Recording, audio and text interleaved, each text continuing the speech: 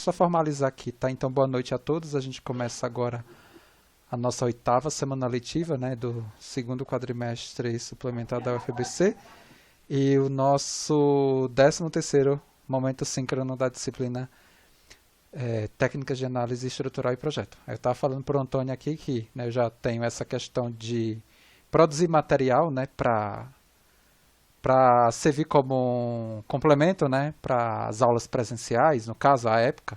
E os meus primeiros vídeos eram muito ruins, né, porque você não tem o, o cacuete de fazer, você não tem não era normal aquela época. E aí, com o tempo, você vai melhorando a situação. E agora, depois dessa experiência, né, a gente acaba ficando mais fluente nessa questão né, da gravação, da edição, né, de tentar falar sem tantos vícios, né, para que o vídeo não fique chato. Infelizmente ainda não dá, por exemplo, para esse tipo de vídeo aqui, que é vídeo de momento síncrono de disciplina, pegá-lo e cortá-lo em 20 minutos. Seria muito difícil para mim. Seria muito trabalho, né? Na verdade, a gente teria que ter uma equipe da universidade ajudando para fazer isso. Entendeu? Para que a gente conseguisse construir vídeos dentro do que o pessoal fala, não faz vídeo muito grande, né? Corta em pequenos vídeos. Mas isso daria muito trabalho, né? Para cortar, fazer edição, cortar e aí o próximo vídeo encadeado com esse. Mas é isso. Então, e aí eu também estava falando para o Antônio, né? Que eu estou meio atrasado nas correções da primeira prova de vocês, mas eu comecei a corrigir do grupo do Kelvin. Estou fazendo gabarito e corrigindo a prova deles, né? E assim que eu terminar o gabarito, e aí eu, na verdade, consigo fluir aí com as correções. Tá? Mas não se preocupe que já já eu termino. E outro ponto que eu queria comentar com vocês é em relação ao conteúdo planejado, né? A gente está super tranquilo, né, tá corretinho com o que foi inicialmente definido lá no mapa de atividades, no plano de ensino. Na verdade, a gente vai até se antecipar. No momento síncrono de hoje, eu consigo terminar aplicações sobre o método de Halley-Ritz. A gente teria essa semana toda para fazer aplicações, mas eu vou aproveitar o próximo momento síncrono para a gente antecipar, fazer exercícios, né, sobre o método das forças, mas esses exercícios do método das forças vai linkar com o nosso último assunto, que é a introdução à análise matricial de estruturas, e aí a gente fecha esse ciclo de conteúdos teóricos da disciplina de técnicas e a gente fica só com as atividades, tá? Eu vou... Boa noite a todos que chegaram, o Rubens, o Rafael, o Iago, o Kelvin, a Denise. Eu vou aqui projetar a lousa e aí eu quero que alguém, né, no áudio me fale se tá tudo ok.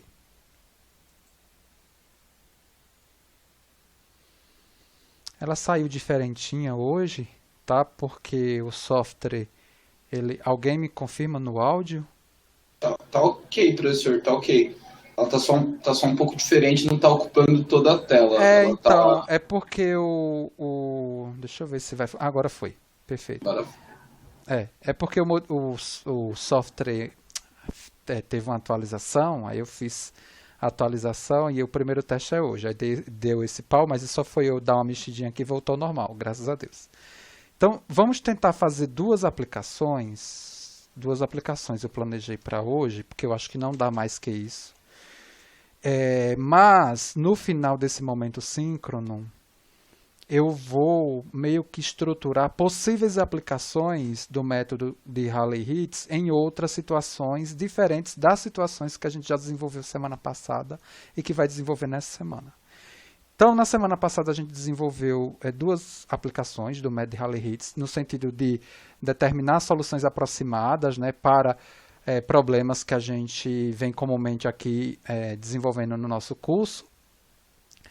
No caso, soluções aproximadas do campo de deslocamento, né, ainda para estruturas isostáticas. A gente vai ver que a aplicação do método de Halley-Ritz para estruturas hiperestáticas é muito complicado. Eu posso até deixar aqui alguns exemplos e vocês depois testarem em casa. Vocês vão ver que é muito complicado, não é? É muita conta. E aí, na discussão que se segue no curso, a gente comenta, né, da importância, na verdade, de sair das limitações que o método de Halley-Hitz me impõe para passar, no caso, a aplicação, né, de elementos finitos, né, no caso, elementos, análise matricial de estruturas e depois, naturalmente, depois, a elementos finitos.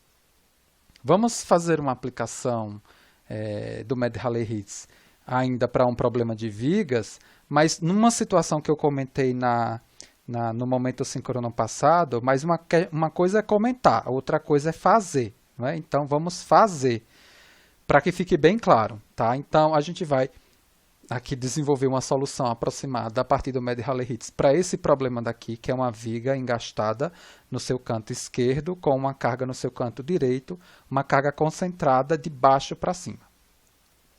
A gente já discutiu aqui, não é, o sistema de coordenada que a gente convencionou aqui para utilizar a relação momento-curvatura na apresentação que a gente dá.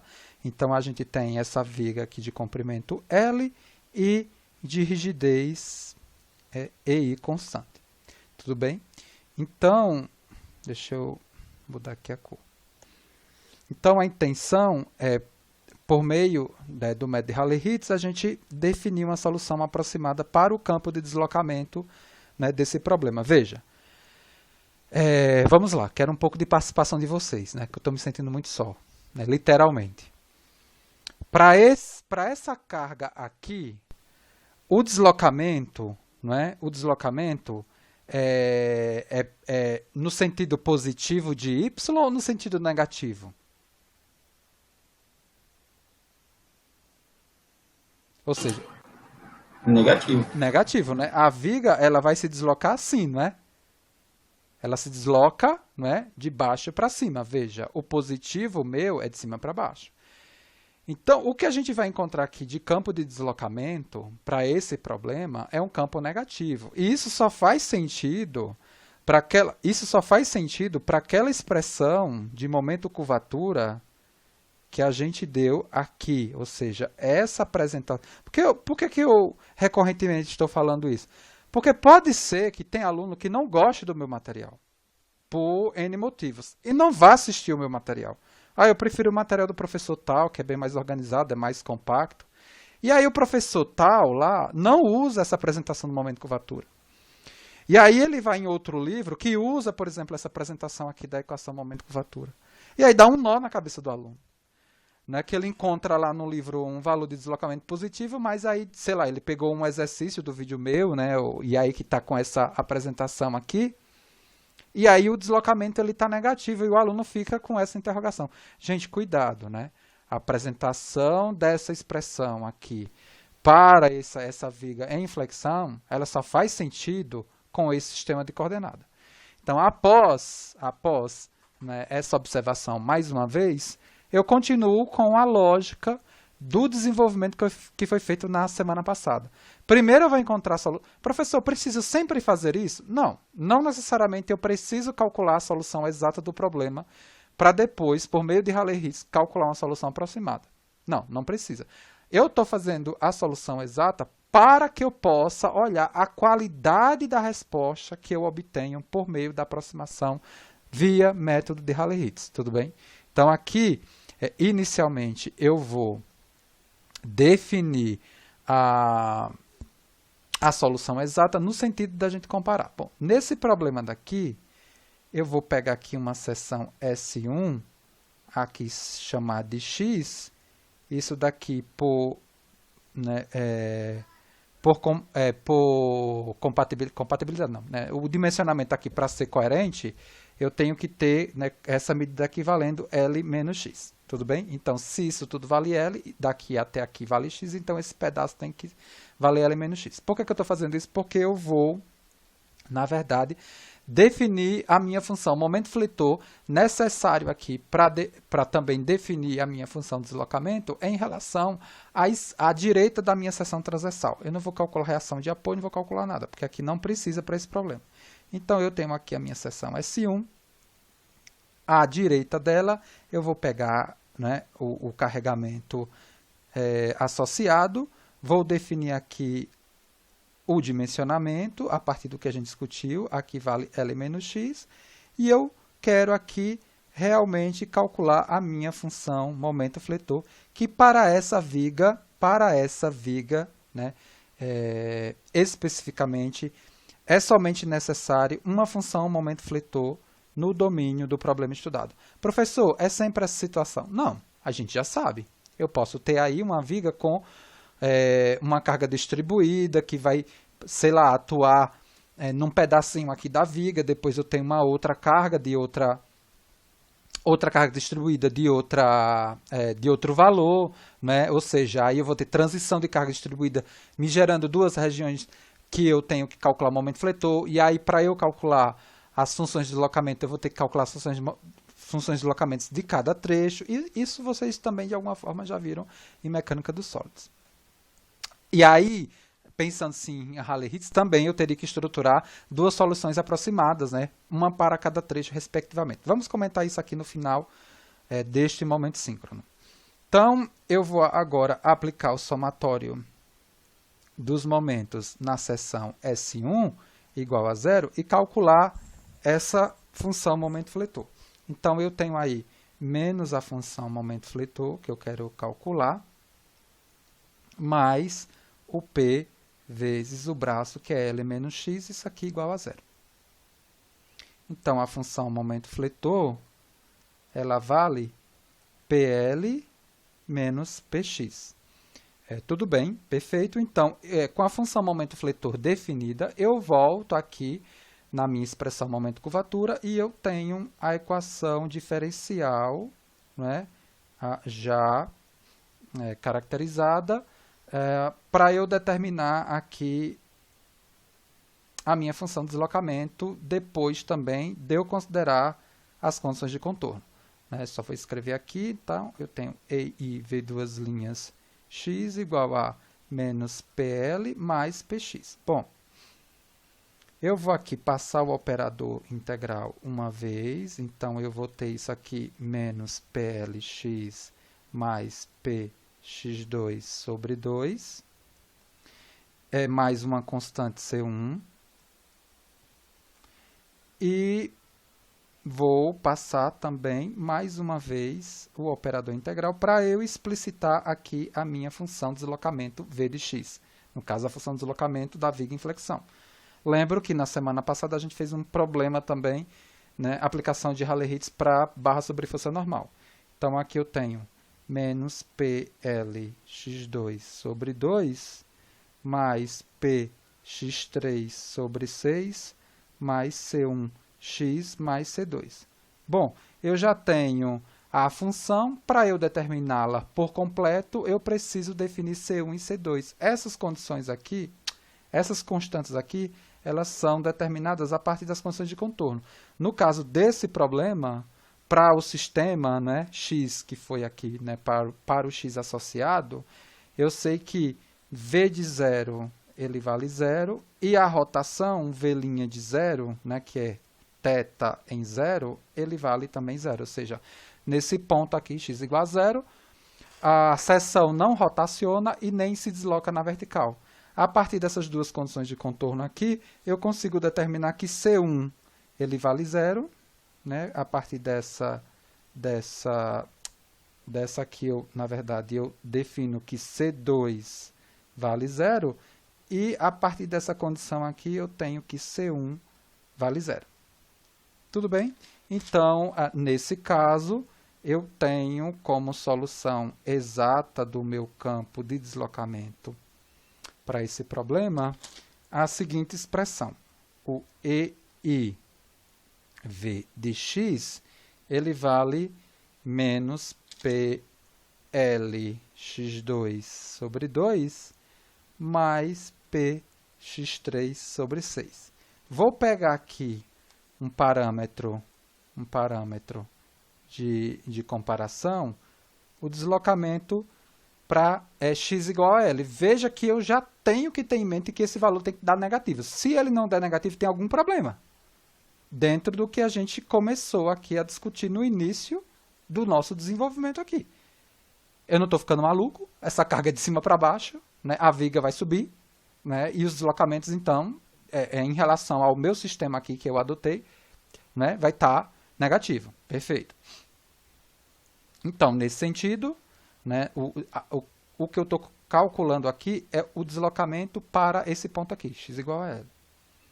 Então, nesse sentido, eu vou ter aqui x valendo L, então eu tenho menos PL ao cubo sobre 2, mais PL ao cubo sobre 6.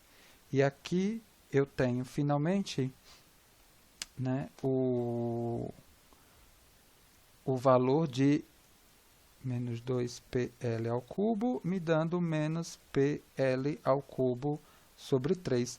Algum problema até aqui? Esse desenvolvimento aqui, todo mundo já se sente bem tranquilo, né, com... Eu acho que esse desenvolvimento a gente já fez mais de uma vez aqui no curso, não só nesse tópico, né, a gente já fez em alguns outros momentos do nosso curso, eu acho que não tem tanta novidade. Perfeito? Perfeito. Tudo tranquilo, professor. Perfeito. Então, ok. Aqui é só para ter uma referência. Ah, professor, posso fazer referência também para o θ? Pode. A referência que você quiser. A intenção aqui depois é que você em casa crie um gráfico, né, dessa função aqui, né, dessa função aqui e da derivada dela para um EI PL dados e compare o resultado do exato que a gente construiu com o aproximado que a gente vai definir agora, né, por meio de Rayleigh-Ritz. Para eu aplicar Rayleigh-Ritz, na verdade, eu preciso definir primeiramente o que, gente? O que é que vocês lembram da aula passada? O que é esse π aqui? Esse πzão? A energia total. Isso, a energia potencial total do meu sistema, né? E dentro do que a gente já viu, né, lá na teoria, né, lá no vídeo de resumo teórico, né, essa energia potencial total ela é dada pela parcela interna menos a externa, né? E o sinal de menos ele tem um sentido do que foi explicado lá na teoria. Vocês conseguiram entender esse menos? Ou ficou aí uma interrogação na cabeça? Ah, professor, não... Lembra? Vou ser sincero, professor, ficou um pouquinho ainda obscuro, digamos. O que é que acontece? A definição lá, né, eu sei que a energia potencial total ela é definida, né, como a energia interna menos o potencial das cargas externas. Mas por quê? Porque justamente a gente define esse π aqui, né, a energia potencial, né, de um sistema como o trabalho realizado pelas forças atuantes. Olha, aí eu vou colocar aqui, tá? Ó, vou colocar esse mesmo exemplo, tá? Vou colocar esse mesmo exemplo. Eu tenho a estrutura, antes de colocar essa carga, deixa eu voltar aqui, ó. Eu tenho essa estrutura, antes de colocar a carga, ela nessa configuração inicial. Aí eu coloquei a carga. Quando eu coloco a carga, ela vai para a posição de equilíbrio, tudo bem? Na posição final. E aí, qual é a definição desse π? Está lá a definição que eu coloquei no resumo teórico. O trabalho realizado pela carga externa, né, para levar o sistema estrutural da posição final para a posição inicial. Veja, esse deslocamento que eu dei da posição inicial para a posição final foi V, né? Aí, o que é que acontece? Esse V, né, ele segue uma lógica aqui do meu sistema de coordenada, né? Ó, por exemplo, esse V aqui, no caso, ele foi o quê? Negativo, não é isso? Não é? Ó, acabamos de calcular, ó, negativo. Só que a definição me diz que o π é o trabalho para trazer daqui para cá, né? Dado por essa parcela e essa parcela. E esse sinal daqui, dessa parcela do potencial das cargas externas, né, é justamente porque o trabalho dele sempre vai ser no deslocamento, né, que é contrário ao deslocamento que foi imposto originalmente pela carga. Né, o trabalho que foi feito daqui para cá foi feito nesse deslocamento V, que foi negativo. Né? Só que o trabalho dessa carga para cá, né, para eu trazer essa estrutura daqui para cá, ela vai ser no V, que é de cima para baixo. Então, sempre vai ter um sinal trocado, né? Sempre vai ter um sinal trocado. No caso das cargas que contribuem para o deslocamento no sentido do Y, fica negativo mesmo. Para as cargas que contribuem para o sentido contrário do Y, vai ficar menos o valor, né, do trabalho da carga, que vai virar mais. A gente vai ver isso para esse exemplo e para o exemplo que a gente vai fazer depois. Você tem uma definição, né? A definição é essa, da energia potencial. E veja, por que o trabalho do ômega ele não tem meio? Quem me explica? Porque o trabalho da energia ele tem meio, né? Porque olha, quando eu venho daqui para cá, o que eu tenho aqui, né, internamente é quem? É o meio do m ao quadrado, não é? Sobre o EI dx, não é isso? Não é energia interna? Sim. E aí, quando eu vou definir o trabalho aqui das cargas externas, por que esse trabalho das cargas externas ele não tem um meio? Quando a gente apresentou lá no início do nosso curso, aparecia lá o meio. Porque é o que eu acabei de falar. O que é a definição desse π? É o trabalho das cargas externas, veja, para levar a estrutura da posição final deformada para a posição inicial. Na posição deformada, o valor de P já é o final. Ele não tem aquele valor estrela intermediário que a gente colocava lá, entendeu? Ele já é o valor final. Ele já está na estrutura lá no final. Então, não tem meio. Ela não tem meio, né, nesse segundo membro, pois é o trabalho das cargas atuantes nos valores finais, quando a estrutura é movida da posição final para a posição inicial. Ela não tem meio.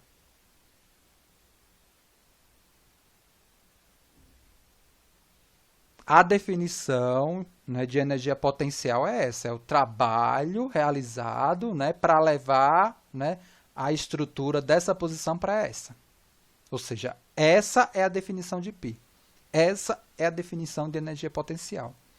E aí eu consigo caracterizar isso por meio da energia interna e das cargas e o trabalho das cargas externas, que nesse caso daqui, o menos é por conta que o trabalho de P, né, no deslocamento para levar daqui para cá é feito num deslocamento, né, contrário aqui, ó, ao que foi estabelecido pela física original, né, da minha estrutura. Né? A física original é o seguinte, né, o deslocamento, né, de baixo para cima. Tá? Só que a energia potencial não é definida por isso. A energia potencial é definida pelo trabalho para levar essa estrutura dessa posição final para a posição inicial. E aí o trabalho de P nesse deslocamento é sempre no sentido contrário ao que foi estabelecido para levar essa estrutura daqui para cá. Né? Eu vou ter que vencer esse V, né, que foi, né, aplicado daqui para cá, de cima para baixo. Tá? Então vamos... Bom, se ficou confuso ainda, pega o livro, dá uma lida, pega material de outro professor também, pode ser, não sei se um outro professor possa explicar isso também de uma forma mais didática, melhor, não sei, tá? Eu tenho essa definição de energia potencial, né, que é clássica, né, recorrentemente aparece nos livros assim, né, e eu estou tentando trazer aqui, traduzir para vocês da forma que fique o mais claro possível, que eu consiga, né, enxergar o que eu estou fazendo, tá? Então, no caso aqui desse problema em si, quem vai ser o meu π? O meu π, ele vai ser essa integral de 0 a L do EI sobre 2. Eu já estou colocando ele em termos de deslocamento, tá? E aí eu não vou repetir aqui porque a gente já fez semana passada. Tudo bem? Ó, só para revisar, eu sei que a energia interna, no caso de viga inflexão, é isso daqui, ó.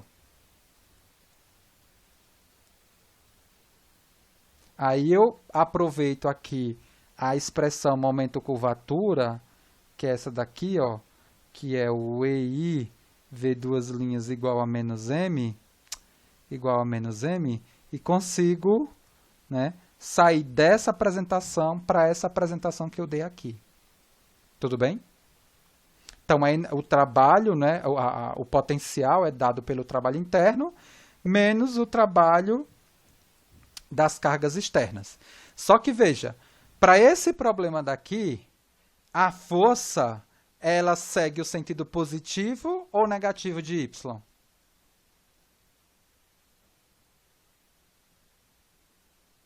Hein, gente? E está no sentido negativo. Está no sentido negativo. Então, veja, é menos P Menos. vezes o deslocamento V em L da estrutura. Por isso que eu estou fazendo aqui esse exercício, para deixar bem claro, que na semana passada eu só comentei, ó. Eu vou pegar aqui os exemplos da semana passada. Olha só, né? Foi esse primeiro exemplo aqui, ó, né, da viga. Ó. Veja que o carregamento distribuído, ele está no sentido positivo de Y. Então, quando eu defini o potencial, veja, foi menos a integral de QV dx. Né? O menos aqui, ele é do quê? Daquela explicação que eu dei. Né? O menos aqui é por conta que o trabalho, né, o π, né, que é a energia potencial, ela vai ser dada pelo trabalho, né, para levar a estrutura do final para o inicial, da configuração final equilibrada para o inicial. Para eu levar daqui para cá, a carga externa, ela sempre vai realizar um trabalho, né, no deslocamento, no sentido contrário do que foi gerado. Né? Veja, o V ele foi feito daqui para cá e eu estou fazendo trabalho de baixo para cima. É por isso do menos. E não tem meio aqui, por quê? Porque esse trabalho é nos valores finais de Q. Tá vendo que não tem meio nessa parcela? Tudo bem? Tá mais claro?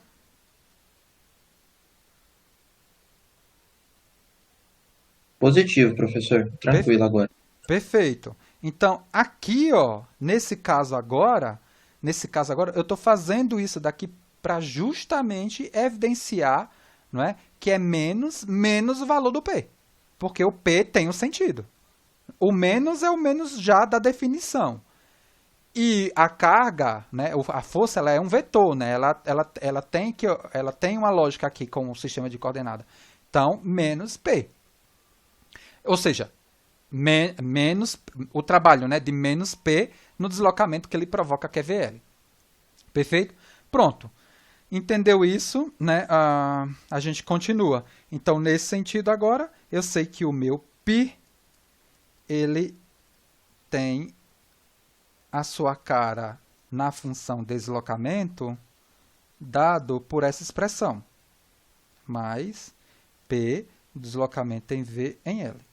Aí, pensando na aplicação do método de Rayleigh-Ritz, lá o método de Rayleigh-Ritz ele tem alguns condicionantes para eu definir, né, vamos dizer assim, uma função de aproximação aqui, né, ou seja, uma candidata para aproximação. A gente já tem até uma colinha aqui, né? Olha, qual é a cara aqui da solução exata? Qual é a cara da solução exata? Um polinômio de terceiro grau. Um polinômio de terceiro grau. Se eu quiser, eu posso, né, já fazer um chute, né, da solução aproximada aqui, uma solução polinomial de grau 3, só que completa. Por quê? Porque o que o método de Rayleigh-Ritz me fala, a partir de uma base polinomial, né, no caso, né, se for polinomial, que seja completa, que atenda à exigência de diferenciabilidade da forma integral apresentada pela energia potencial total do sistema, né, a gente consegue, né, caracterizar uma solução aproximada, né, por meio da primeira variação, né, do funcional. Né? A gente sabe, né, a primeira variação do funcional igualando a zero, ou seja, a derivada dele igualando a zero, vai me dar uma solução aproximada que minimiza a energia, tenta minimizar, porque assim, o que é que acontece aqui com esse π?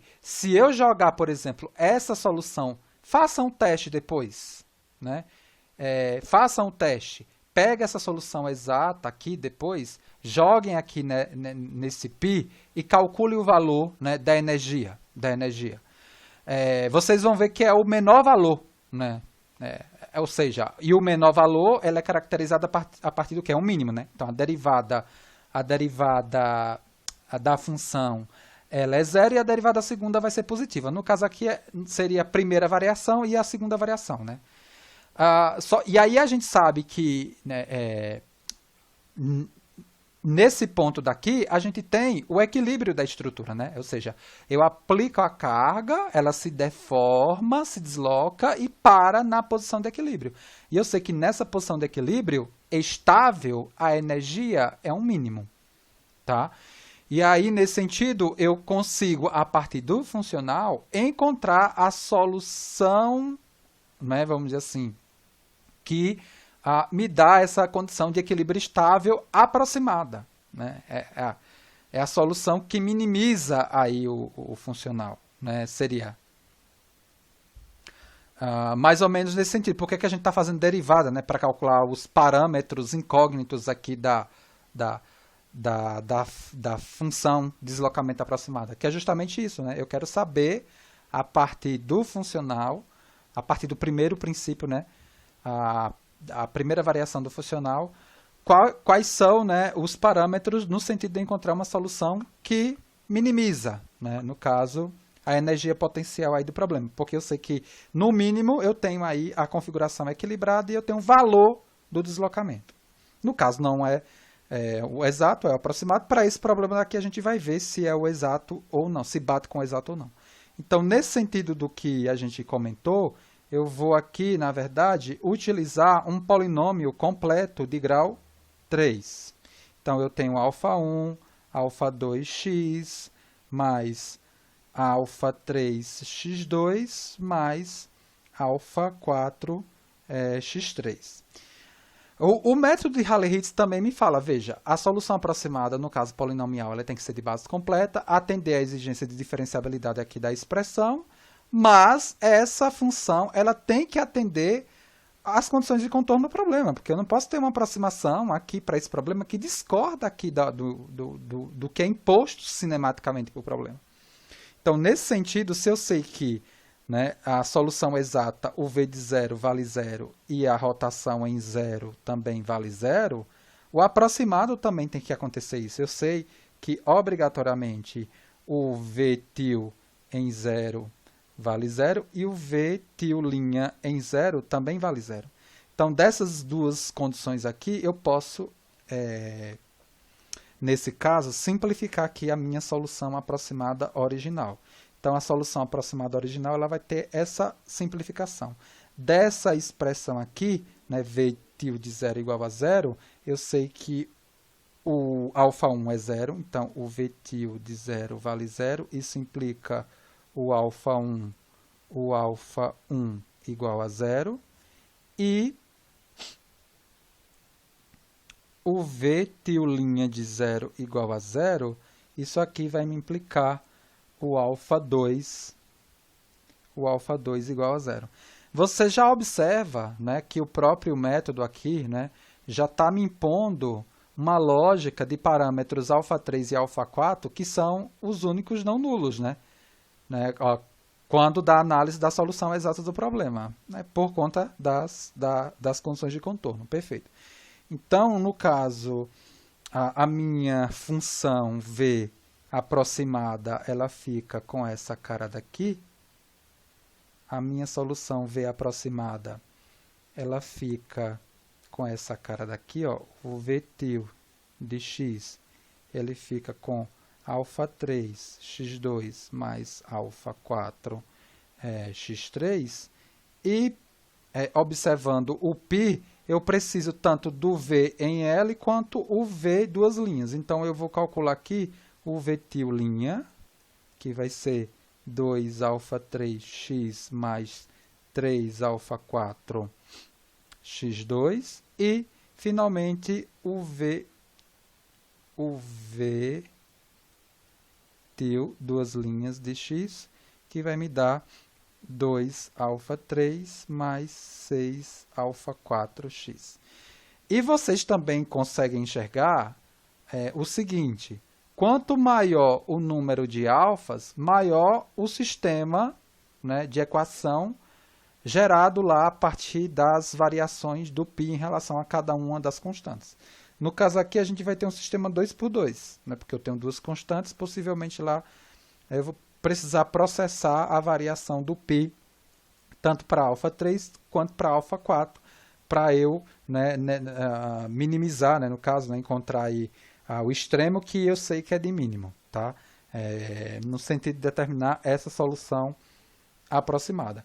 Então, com esse valor daqui do V til duas linhas e com o valor do V til em L, que é isso daqui, né, que é alfa 3 L ao quadrado mais alfa 4 L ao cubo, eu consigo escrever meu π, né, a integral de 0 a L do EI sobre 2 V duas linhas ao quadrado dx mais o P V til em L. Deixa eu colocar aqui V til também. Então, deixa eu pegar uma outra cor. Vou pegar esse azul aqui. Então, eu tenho aqui o meu π, que vai ser a integral de 0 a L EI sobre 2. V til duas linhas, está aqui, ó. 2 alfa 3 mais 6 alfa 4 x ao quadrado dx mais o P V til em L. O V til de L está aí, né? É alfa 3 L2 mais alfa 4 L3. Fechei aqui esse parêntese. Então, depois de desenvolver, né, essa integral, eu vou chegar na seguinte cara para o π. Então, o π aqui, ele vai ter essa cara aqui. O EI sobre 2, a 4 alfa 3 ao quadrado L, mais EI 24 alfa 3 alfa 4 sobre 4 L ao quadrado mais EI 36 sobre 6 alfa a 4 ao quadrado L3 mais eu estou deixando assim porque depois fica fácil você conferir, tá? Eu não simplifiquei não. L ao quadrado mais P alfa 4 L3. Bom, com o meu π definido, agora eu consigo, por meio, né, do primeiro princípio lá, né, calcular esses parâmetros, né, alfa 3 e alfa 4, né, ou seja, a primeira derivada do funcional π em relação a alfa 3 igual a 0, vai me dar essa expressão aqui, ó, 4ei alfa 3 L mais 6ei alfa 4 L2 mais PL ao quadrado igual a 0. E a derivada de π em relação a alfa 4 igual a 0. Isso daqui vai me dar essa outra equação. 6ei alfa 3 L ao quadrado mais 12ei alfa 4 L3 mais PL3 igual a 0. Eu reforço aqui, né, que as dúvidas que vocês tenham, mesmo que vocês não tenham, vamos dizer assim, não se sintam à vontade de colocar aqui porque vai ficar gravado no vídeo e vocês não querem, Vocês podem ir lá nos slides dos momentos síncronos e escrever. Professor, fiquei com dúvida nisso daqui. Pode tentar explicar, né, no início do próximo vídeo, do próximo momento síncrono? Porque eu sei que tem alguns conceitos desses aqui que não é assim, né, trivial. Você não vai entender simplesmente de uma hora para outra. Tem que pegar o material, ler, ver uma aplicação, ir lá no livro, olhar uma outra apresentação sobre esse tópico, né? Como teve um aluno que comentou, eu também vejo material de outros professores, não tem problema nenhum. Professor, por que você não coloca mais material de outros professores lá no Moodle? Porque eu faço a curadoria e eu só coloco o material lá no Moodle para os professores que colocam a licença aberta. Se o professor não colocou licença aberta, eu não posso fazer isso. Tá? Eu vou estar ferindo direitos de utilização do material do professor. Eu não posso fazer isso. Então, lá no vídeo lá do material lá que tinha de critério de falha, eu consegui encontrar vídeo. Né? Nesse daqui, agora vocês podem pesquisar. Né? Vocês podem chegar lá no YouTube e pesquisar, Med-Rally Hits. Vai ter muita coisa em inglês. O material do MIT também que eu dei, tem lá explicando. Né? Bom, né?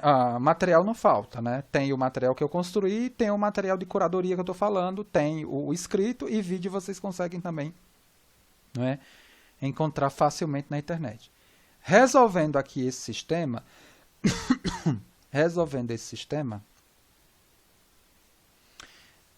eu vou encontrar alfa 3 valendo menos PL sobre 2EI e vou encontrar alfa 4 P sobre 6EI.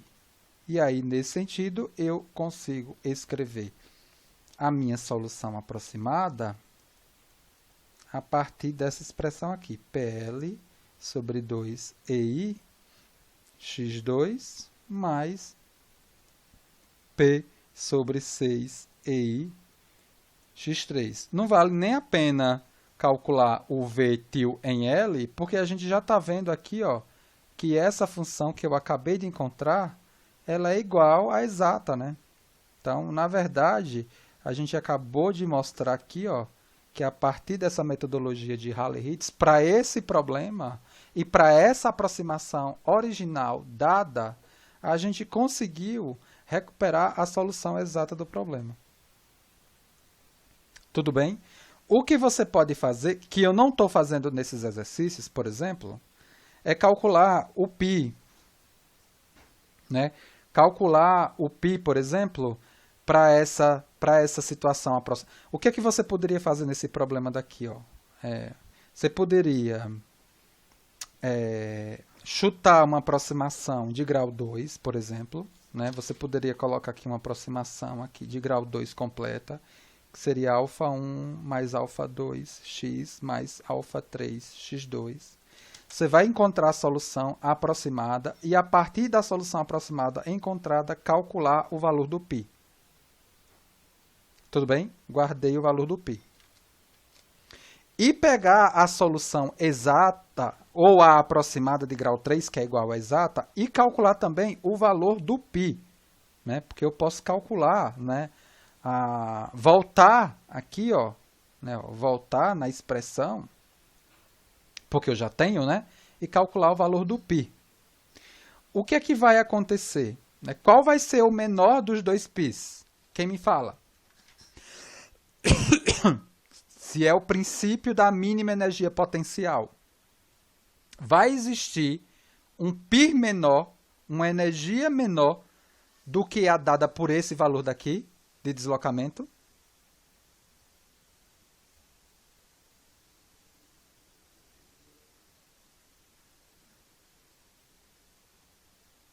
Hein?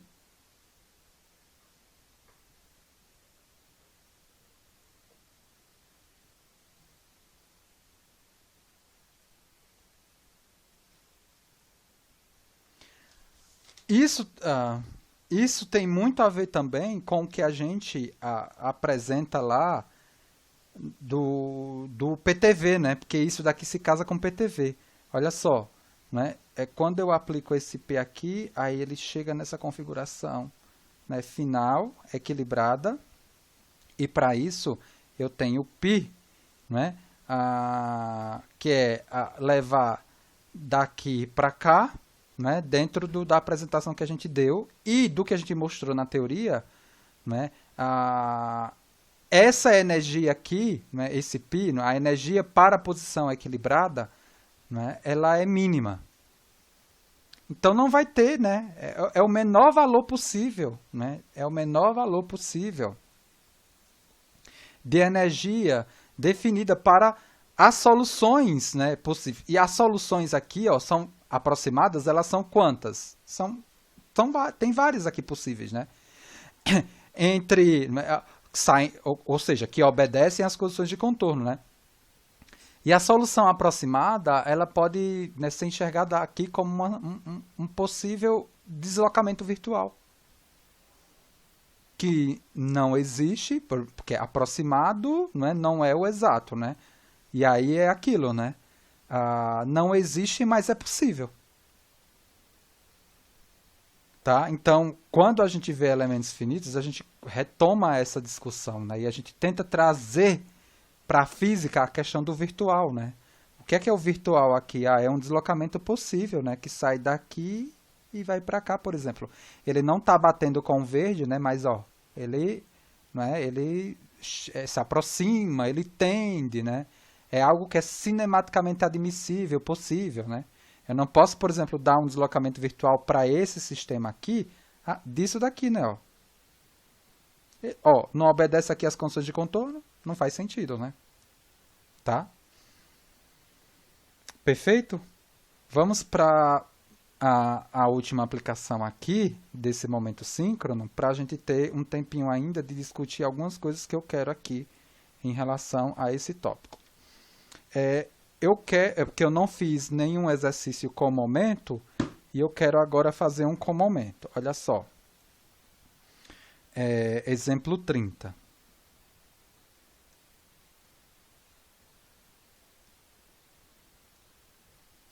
Então, a intenção aqui é definir uma solução aproximada para esse problema daqui. É uma viga, né, de comprimento L, só que o carregamento agora é um carregamento de momento concentrado em x igual a L.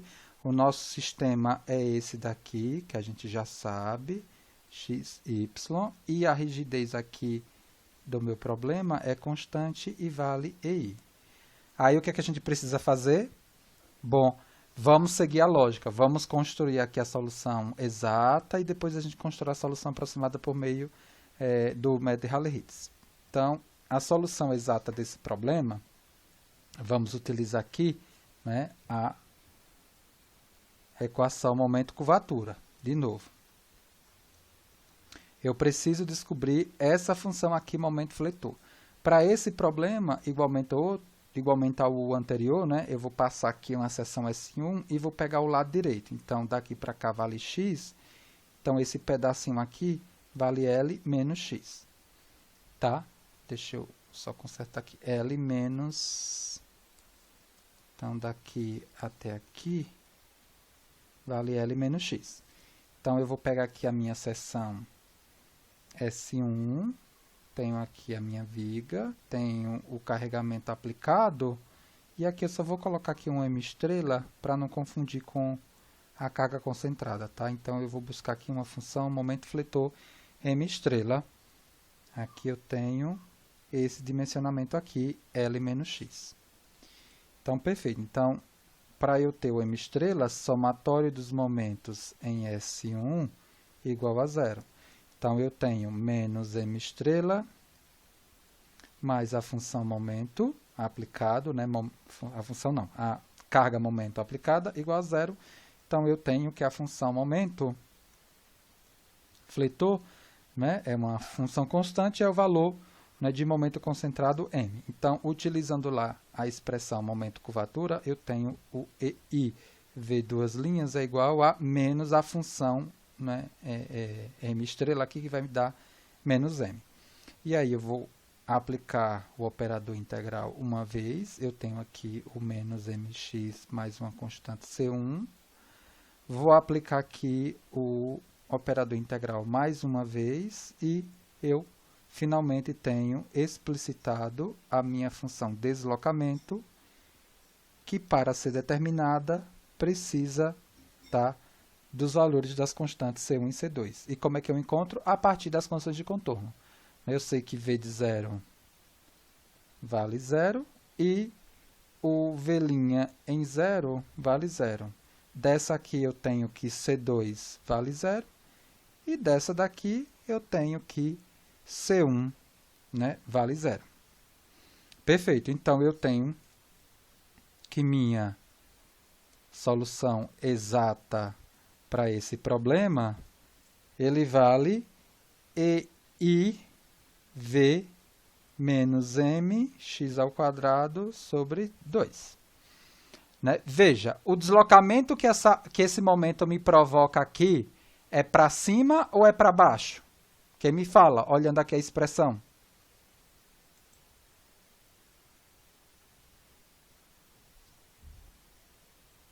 O que é que essa carga momento me faz aqui, nessa viga? Ela faz com que a viga suba ou desça? Suba. Suba. Deslocamento para cima. Para cima. Então, desse exercício, eu já posso concluir que momento no sentido horário, né? Momento concentrado no sentido horário, ele vai entrar negativo lá na expressão do π. Tá? Ou seja, o trabalho do momento no giro, ele entra negativo. O menos com menos vai dar o quê? Mais. E se eu tiver um problema com o momento, né, no sentido da regra da mão direita, ele vai entrar positivo, né? Ele entra positivo no π. Só que o π originalmente tem um menos para o trabalho, né, das cargas. Então, menos com mais fica menos. Porque o que a gente viu para carga é o quê? Carga vertical, né? De cima para baixo, para o funcional, né? Para o π, ele entra o quê? Positivo. Por causa do y. Positivo para baixo. Né? E, né, a carga de baixo para cima, como é que ela vai entrar no π? Ela entra negativa, né? Só que tem o menos do π. Né? Tem o menos do π, então menos com menos, mais. Então, muito cuidado. É tanto que o que a gente vai levar de grau de liberdade para elemento de viga na análise matricial e em elementos finitos é isso daqui, ó. Quem são os positivos? É V, nó1, θ1, que é o giro, né? Que é o V', né? V' de 1, né? É isso. Esses são os positivos, né? Ó. Esses são os positivos.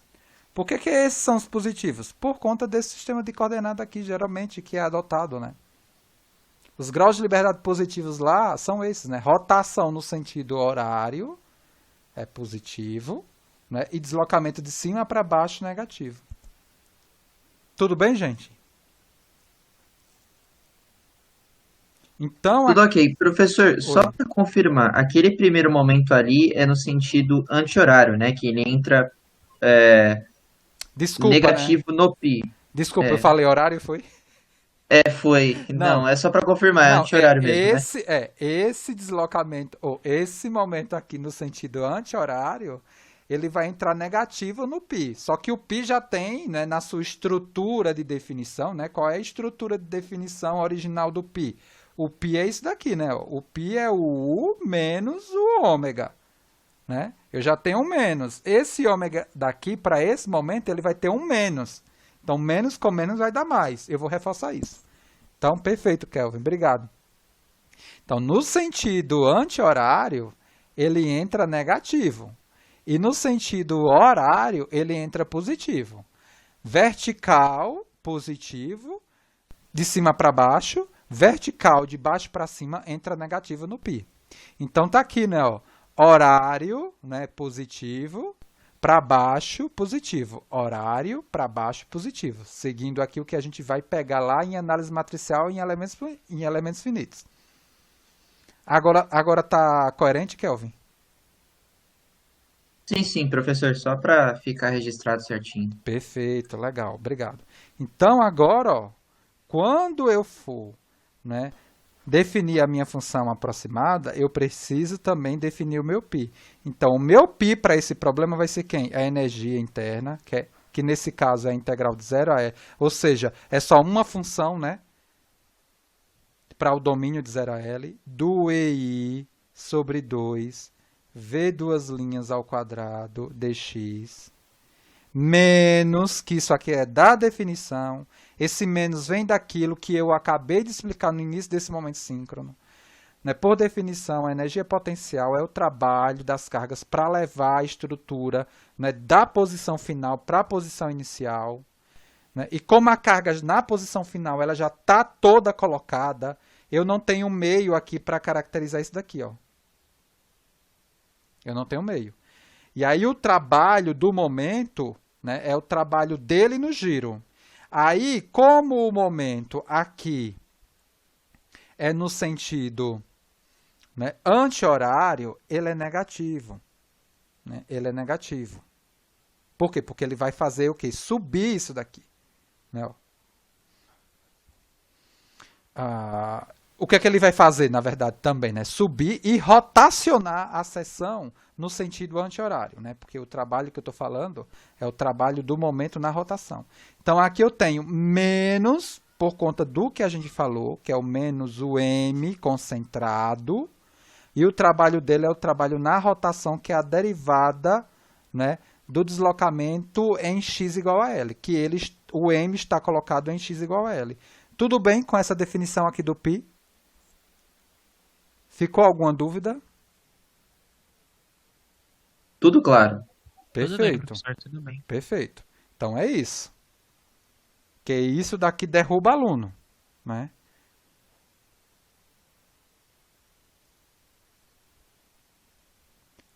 Porque não define o π. Porque se você não define o π da forma correta, a solução aproximada não vai fazer sentido, né? Se você não levar em conta o sinal, possivelmente você pode encontrar uma função aproximada que te dê deslocamento positivo. E eu estou vendo aqui fisicamente que isso não é possível. Ou estou ficando maluco?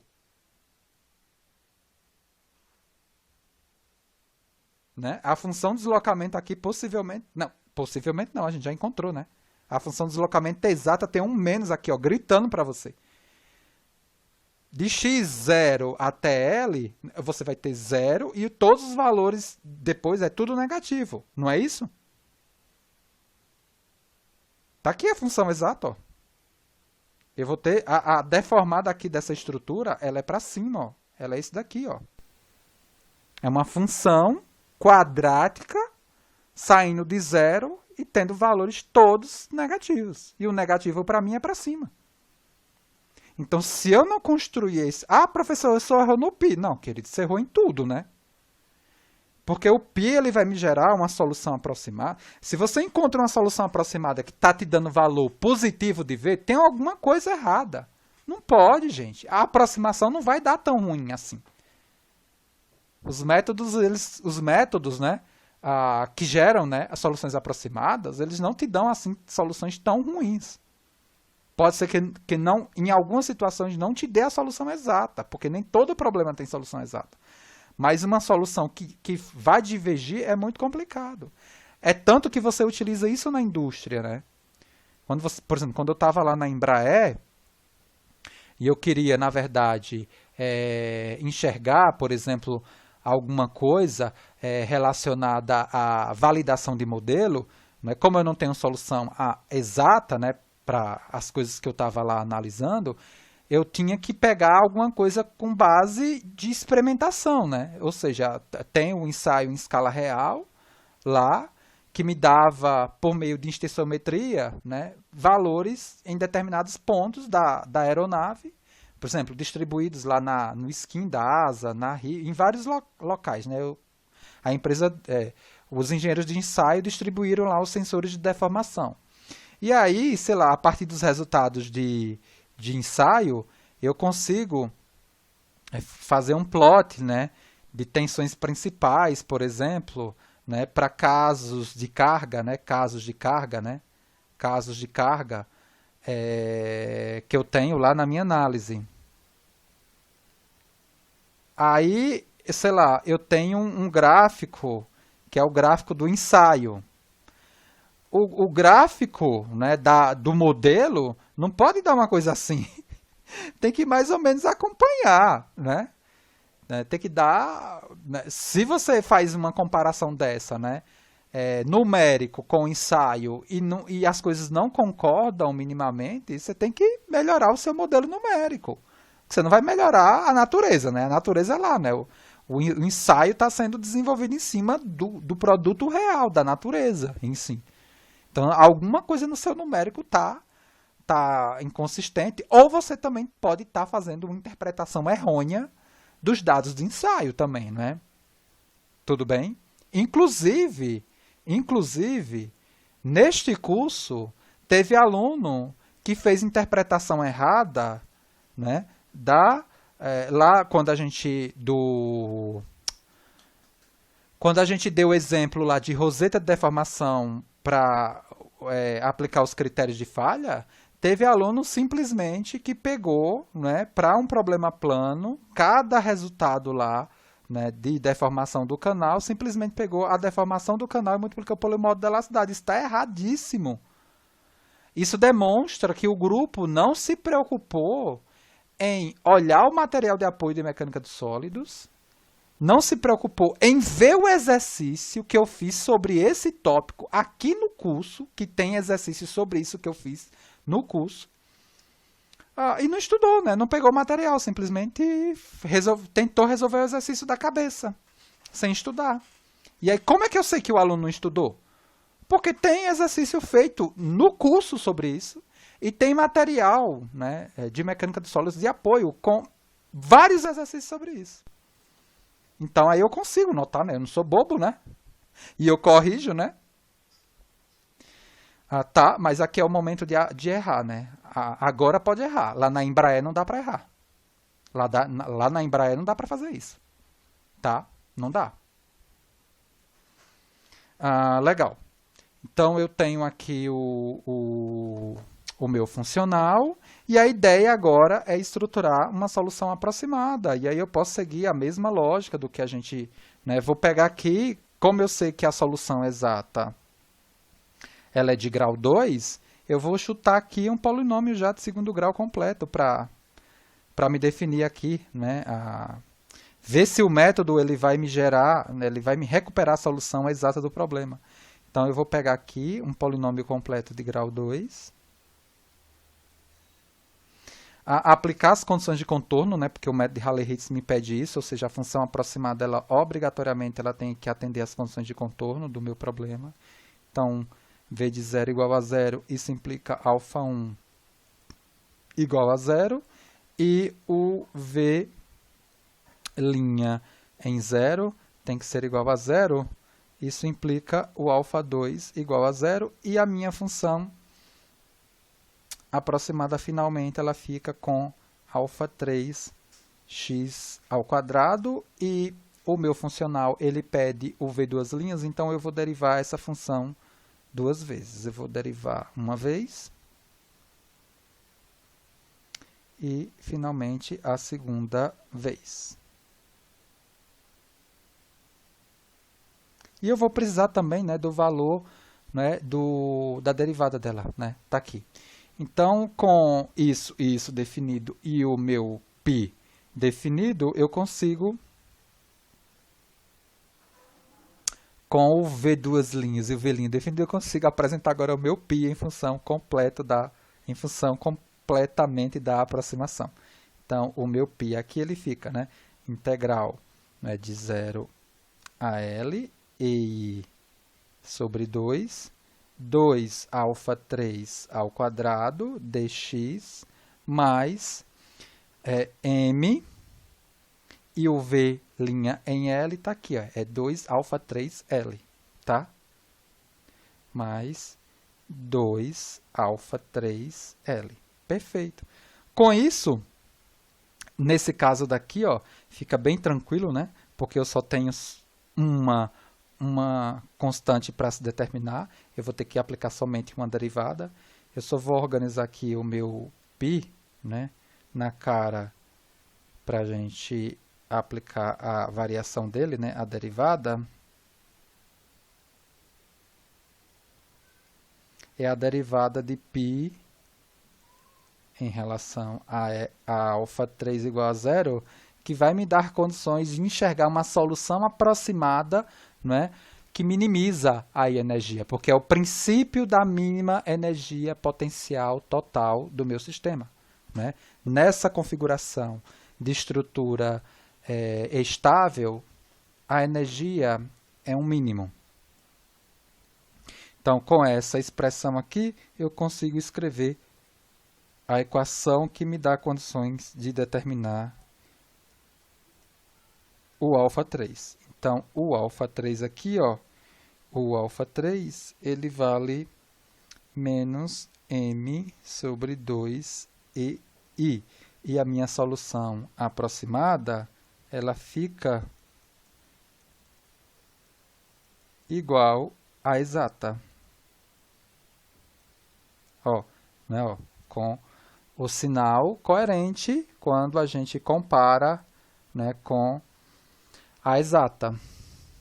Difícil, gente? Hein? Tranquilo? Tranquilo, professor. Bem parecido com o começo de elementos, né? Então, por hora, nada muito fora. É bem parecido lá com a parte do início da disciplina, né, de aplicação de elementos finos para engenharia, né, quando a gente fala de métodos resíduos ponderados, Galerkin, né, basicamente isso que a gente está fazendo é Galerkin. Aí qual é a dificuldade lá da época de Galerkin, né, para se estabelecer soluções aproximadas? Lembra, Kelvin? Qual era a dificuldade? Era de que para cada trecho ou para cada domínio você tinha que definir uma função que valesse para todo esse domínio. Para esses problemas simples, né, tudo bem. E agora eu vou finalizar, né, o momento síncrono com algumas discussões em relação a possíveis problemas que vocês podem resolver. Aqui seria o exemplo 31. Né? Com situações de se determinar a solução aproximada. Né? O que é que acontece, por exemplo, assim, ó, se eu tiver esse tipo de problema aqui, ó. Aí eu quero definir uma solução aproximada para esse problema aqui, ó. Eu tenho um carregamento aqui que vale W e aqui um carregamento que vale W sobre 2. Aí, né, eu tenho W até a metade da viga e W sobre 2 na outra metade da viga. E aí eu tenho aqui também uma rigidez constante valendo aí. Pensando em solução aproximada, tá? Não estou nem pensando em solução exata, que aí começa a dar muito trabalho, né? Pensando em solução aproximada por meio de Rayleigh-Ritz, eu preciso caracterizar o π. Qual vai ser o π aqui desse problema?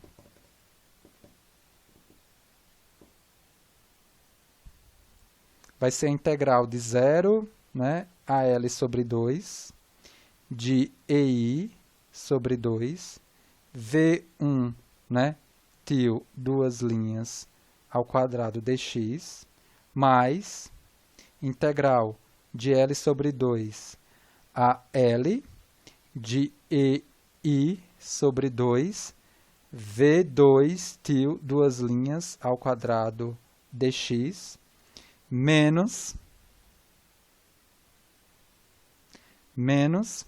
a integral de 0 a L sobre 2 de W, né, no V1 de x, né, na primeira função de deslocamento, menos integral de L sobre 2 a L de W sobre 2, do trabalho, né, de W sobre 2 no deslocamento da função V2 nesse domínio. Entenderam aqui esse π? Essa viga daqui, eu vou ter dois trechos de variação de função de deslocamento e, consequentemente, eu tenho que respeitar isso para caracterizar o meu π. E aí eu vou ter quantas funções aproximadas? Duas. Qual é o menor, né, pensando em função polinomial, qual é o menor grau, né, de função que eu posso aplicar aqui para definir uma solução aproximada? Uma função linear, né? Função linear, veja que eu vou ter que derivar duas vezes. Ah, opa. De grau 2. Tem que ser de grau 2, né? Então, veja, aí eu vou chamar que V1 tio, ele vale α1 mais α2x mais α3 x2. Cuidado que eu não posso colocar V2 com os mesmos alfas. Vai ser um α4 mais um α5x mais um α6. x2. Só que essas funções elas têm que obedecer o quê? As condições de contorno. Quais são as condições que eu tenho aqui desse problema? Se eu associar aqui yx,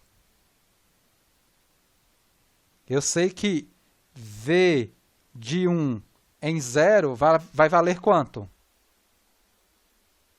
Aqui, ó. 0. 0, né? V2 em L vai valer quanto? É isso daqui, ó. Porque daqui para cá, ó, daqui para cá é uma V2. Daqui para cá é uma V1. V2 em L vale quanto? 0. É isso que eu tenho de condição de contorno. Mas eu sei que nesse ponto aqui, ó, V1 em L sobre 2 tem que ser igual a quem? A V2 em L sobre 2, obrigatoriamente, porque a função ela tem que ser contínua. O problema está regido pela continuidade do meio.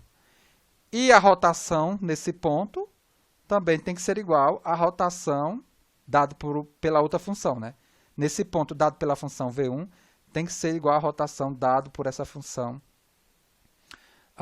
pela função V2 nesse mesmo ponto. Está aqui mais duas condições de contorno. Está aqui mais duas condições. Não, as condições de contorno são essas. Está aqui mais outras duas condições. Com essas 4 condições, você vai mexer aqui e escrever aqui, né, os alfas de uma expressão em função do outro. Tudo bem?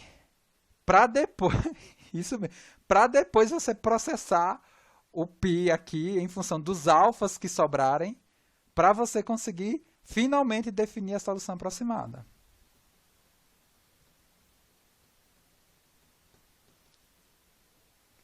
Tudo bem com esse exemplo? Porque a gente só tinha feito, né, com exemplos com uma única variação de função momento fletor.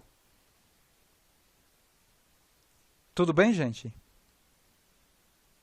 Olha só, se eu tiver esse outro problema daqui, ó, que é um problema que geralmente aparece.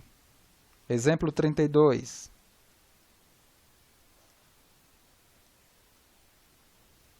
Se eu tiver essa viga daqui, ó.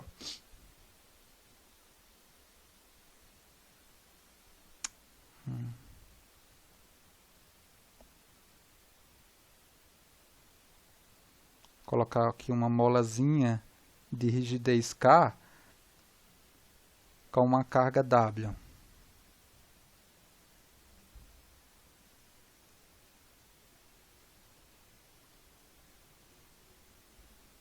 Como é que eu construo aqui o meu π para esse problema? Integrar... desculpa. Aqui falta a medida, né, da viga e falar que a rigidez dela é I. Né? A rigidez da mola aqui é a rigidez K. Aí, eu tenho, né, integral de 0 a L e I sobre 2, V duas linhas ao quadrado dx. O trabalho das cargas externas, né? Que é meio, desculpa, que é menos integral de 0 a L W no deslocamento V dx, e o trabalho da mola, né? E o trabalho da mola, que ela entra direto aqui, ó. Que ela entra aqui direto no meu problema, né?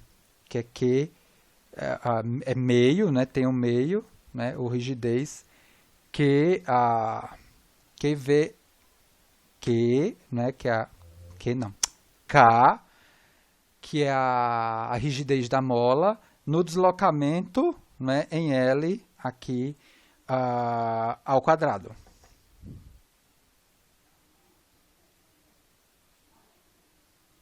E aí eu vou tendo os vários exemplos, né? Os vários exemplos, né, com as várias situações, né? E o primeiro passo para se aplicar, né, o Rayleigh-Ritz é definir a energia potencial total do meu sistema, né?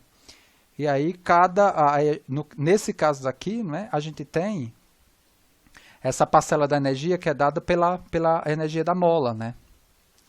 A energia da mola, e ela entra positiva aí dentro de algo muito similar ao que a gente vê em elementos finitos, né? Em elementos finitos, quando você tem uma mola nesse problema, né, a rigidez ela entra direto na composição do grau de liberdade na diagonal principal correspondente àquele grau de liberdade lá, tá? E aqui não vale a pena eu estar fazendo cada um desses exemplos, porque acaba sendo algo, né, repetitivo. Tem um material lá no Moodle, né, que é a lâmina desse tópico, né, que tem aplicações, por exemplo, de Rayleigh-Ritz para problemas até bidimensionais, para problemas de instabilidade, né. Eu dou mais exemplos desses que eu tentei resumidamente aqui apresentar lá nesse material, que vocês podem também explorar, né? Basicamente, aqui no curso, a gente fica com viga e barra sobre força normal, que é o que a gente vai ver no próximo tópico, que é o último tópico do curso, que é a análise matricial. A gente vai definir matriz e rigidez para os elementos de viga e para os elementos de barra sobre força normal, para analisar treliça, viga e até pórtico, né? Quando a gente faz a composição, né? A composição dos dois, tá? E aí, próxima aula, né, próximo momento síncrono, a gente vai, no caso, fazer exercícios sobre método das forças para começar a enxergar o que a gente chama, né, de matriz de rigidez. A gente utiliza o método das forças para calcular os coeficientes de rigidez dos métodos matriciais, né? Da introdução dos métodos matriciais que a gente vai dar, né, para análise estrutural. Perfeito, gente? Deixa eu parar aqui o compartilhamento e salvar aqui o meu vídeo para eu não perder, tá? Então, a gente se encontra na próxima quinta-feira. Beleza, professor. E na quinta-feira a gente conversa sobre o feriadão da próxima semana, tá? Porque amanhã a gente vai ter uma reunião de dirigentes que a gente vai discutir. A posição que a gente vai levar da graduação é que continue, né? Porque assim, a gente a gente já está no remoto. Aí se vocês quiserem momento síncrono, tudo bem. Porque a resolução fala lá, né? Não sei de feriado, que não pode ter... Porque assim, o momento síncrono nosso, na verdade, ele não tem avaliação, ele não conta presença, ele não vale nada, na verdade vem quem quer. Mas se alguém, não quero, aí eu posso fazer o quê? Eu posso fazer o vídeo e disponibilizar. Ou, se vocês quiserem, né, falar, não, a gente vem... a gente quer tirar alguma dúvida, né? Eu venho e faço isso que eu estou fazendo. Venho e vou gravar do mesmo jeito e vou disponibilizar do mesmo jeito. né? Mas que aí a gente fica um acordo, né? Para depois ninguém falar, o professor deu aula no feriado, momento que não era para dar, mas no nosso curso não tem nada disso, né? Porque não é cobrado nada, não vale, quem quer vem, quem não quer não vem, assiste, né? Não tem nada disso, tá? Tudo bem, mas próxima semana não, próximo momento síncrono a gente bate o martelo sobre isso, na quinta-feira. Por mim, eu venho aqui, porque para mim até melhor, porque eu não consigo agenda para gravar, para mim o horário de gravar é esse, porque tá difícil. Né? Mas, né, não sei, a gente define na quinta-feira.